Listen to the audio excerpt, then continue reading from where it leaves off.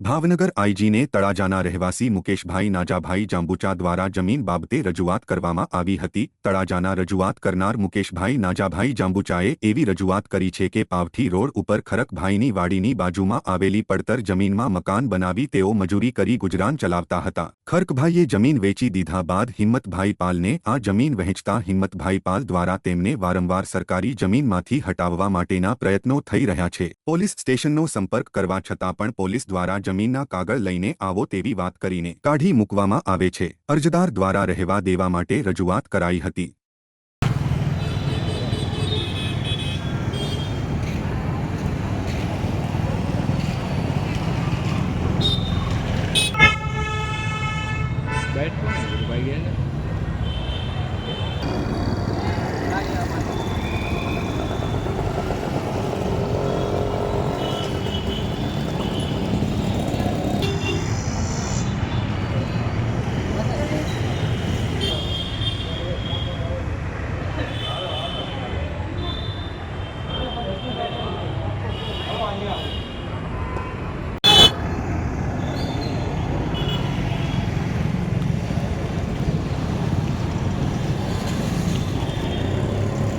હું મુકેશ નાજાભાઈ જાંબુચા, મારું ગામ તળાજા।